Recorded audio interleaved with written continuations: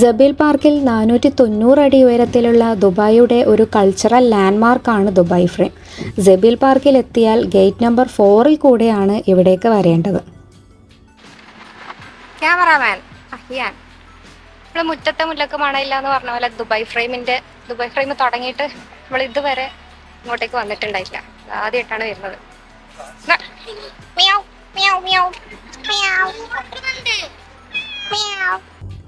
സിറ്റിയുടെ ഒത്ത നടുക്ക് മരങ്ങൾ വെച്ചുപിടിപ്പിച്ച് തണലുണ്ടാക്കാൻ ദുബായ് പോലൊരു നഗരം വളരെയധികം ശ്രമിക്കുന്നുണ്ട്.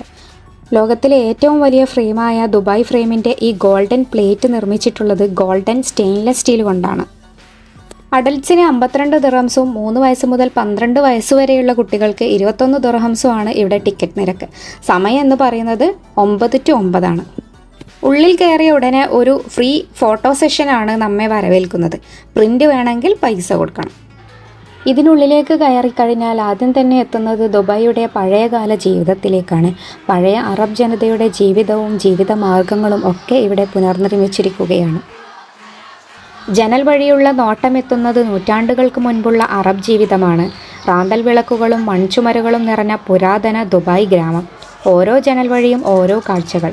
പാചകം ചെയ്യുന്ന ഒരു അറബ് സ്ത്രീയാണ് ആദ്യം കാണുന്നതെങ്കിൽ പിന്നീട് തയ്യൽക്കാരനായ ഒരാളെ. കുട്ടികളുടെ പുരാതന വിദ്യാഭ്യാസവും ഇവിടെ കാണാം.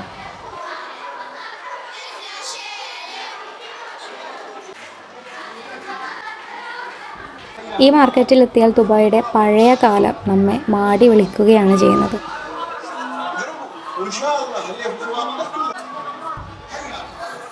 തുണിക്കച്ചവടവും തുണിത്തരങ്ങളും കത്രികയും കഴിഞ്ഞാൽ പിന്നീട് സ്പൈസസിൻ്റെ ഷോപ്പിലേക്കാണ് നാം എത്തുന്നത്. മഞ്ഞളും പട്ടയും ഉണക്കനാരങ്ങയും ഒക്കെ ഇവിടെ ലഭ്യമാണ്. ഇതിനൊക്കെ കണക്കായ മാർക്കറ്റിലെ ബാക്ക്ഗ്രൗണ്ട് സൗണ്ട് കൂടി നമുക്കിവിടെ കേൾക്കാം. ഈ ലിഫ്റ്റാണ് ദുബായ് ഫ്രെയിമിൻ്റെ അടുത്ത ഹൈലൈറ്റ്. 1 മിനിറ്റിനുള്ളിൽ താഴെ മാത്രം സമയമെടുത്ത് ആധുനിക ദുബായിയുടെ മായ കാഴ്ചകൾക്ക് മീതെ ഉയർന്ന് ഫ്രെയിമിൻ്റെ ഏറ്റവും മുകളിലത്തെ കാഴ്ചകളിലേക്ക് എത്തിക്കുന്ന ഹൈ സ്പീഡ് ഇലവേറ്റർ.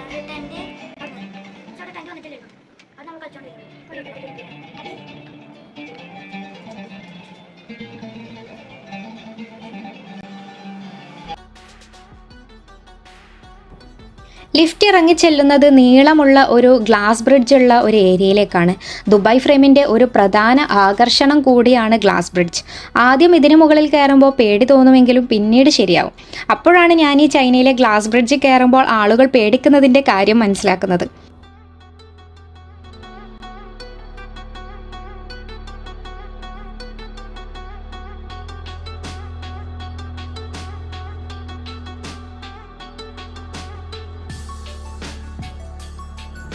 നമ്മളിപ്പോൾ കാണുന്നത് ഉയരം കുറഞ്ഞ കെട്ടിടങ്ങളുള്ള പഴയ ദുബായിയാണ്. എന്നാൽ ഈ ഫ്രെയിമിൻ്റെ മറുവശം ആധുനിക സൗകര്യങ്ങളടങ്ങിയ ഉയരമുള്ള കെട്ടിടങ്ങൾ നിലകൊള്ളുന്ന പുതിയ ദുബായിയുടെ പുതിയ മുഖമാണ്.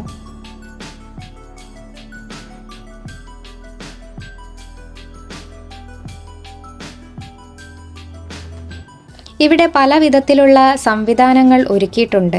അതിൽപ്പെട്ടതാണ് ഈ റൈറ്റിംഗ് സ്ക്രീൻ. ഇതിലെഴുതിയാൽ മുന്നിലുള്ള സ്ക്രീനിൽ അത് തെളിഞ്ഞു വരും.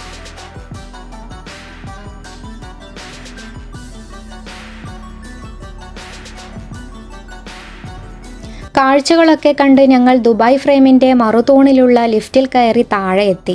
ഇവിടെ ഫ്യൂച്ചർ ഓഫ് ദുബായ് കാണാം. ദുബായിയുടെ ഭാവി കാലം.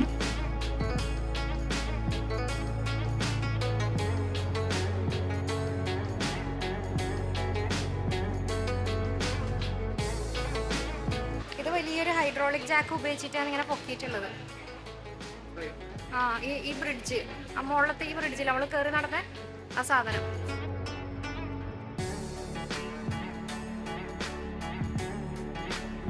2018 സ്ട്രക്ചറൽ അവാർഡിന് അർഹമായ ഒരു നിർമ്മിതി കൂടിയാണ് ദുബായ് ഫ്രെയിം. അതൊക്കെ കണ്ട് താഴെ ഇറങ്ങി ചെല്ലുമ്പോഴേക്ക് നേരത്തെ എടുത്ത നമ്മുടെ ഫോട്ടോ ഈ സ്ക്രീനിലും അതുപോലെ പ്രിൻ്റ് ചെയ്ത് ഫ്രെയിം ചെയ്ത് നമ്മുടെ ഫോട്ടോ കയ്യിൽ പിടിച്ച് ഒരാൾ അവിടെ കാത്തു നിൽക്കുന്നുണ്ടാവും. പിന്നീടെത്തുന്നത് ഒരു സൊവനീർ ഷോപ്പിലാണ്. ഇവിടെയാണ് ദുബായ് ഫ്രെയിമിൻ്റെ കാഴ്ചകൾ അവസാനിക്കുന്നത്. ഭയങ്കര ദാഹം, വെള്ളം കുടിച്ചിട്ട് ഇവിടുന്ന് നല്ല വെയിലായതുകൊണ്ട് നല്ലപോലെ ദാഹിക്കും.